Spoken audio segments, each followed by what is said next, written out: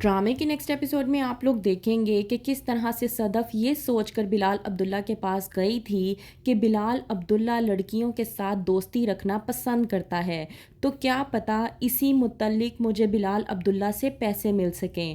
لیکن وہ بلال عبداللہ کے متعلق غلط سوچ رکھ کر اپنے دل و دماغ میں اس کے پاس جاتی ہے۔ لیکن بلال عبداللہ کی باتیں سننے کے بعد صدف پوری طرح سے لاجواب ہو جاتی ہے۔ کہتی ہے صدف بلال عبداللہ سے کہ میں نے سنا ہے کہ آپ شادی پر بلیو نہیں کرتے۔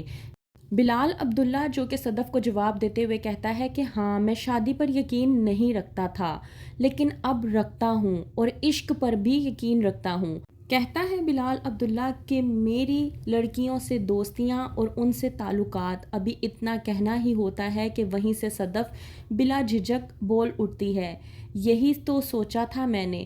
یہ بات سننے کے بعد بلال عبداللہ کے تو جیسے رونگٹے ہی کھڑے ہو جاتے ہیں۔ کہتا ہے کیا مطلب ہے آپ کا؟ کہتی ہے صدف یہی سوچ کر میں آئی تھی کہ آپ کے لڑکیوں کے ساتھ تعلقات ہیں، شاید اسی وجہ سے مجھے پیسے مل جائیں گے۔ بلال عبداللہ صدف کی یہ بات سننے کے بعد حیران و پریشان ہو کر رہ جاتا ہے اور سوچ میں ڈوب جاتا ہے کہ صدف اس کے متعلق اتنا گندا سوچتی ہے۔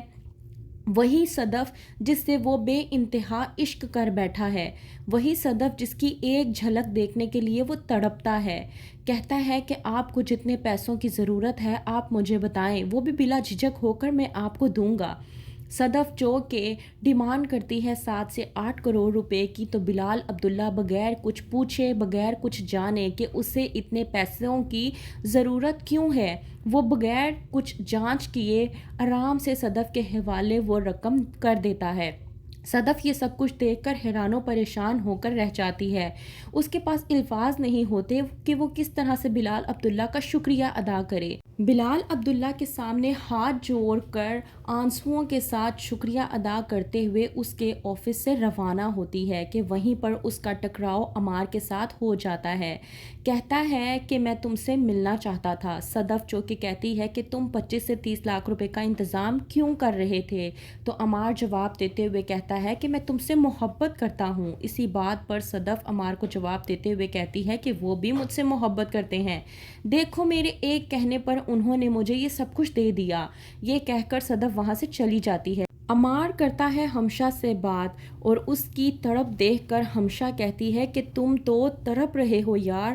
عمار ہمشا کو جواب دیتے ہوئے کہتا ہے کہ اس کے فیصلے اس کے چہرے پر نظر آتے ہیں اور اس کی آنکھوں سے نظر آتا ہے کہ وہ آخرکار کیا چاہ رہی ہے۔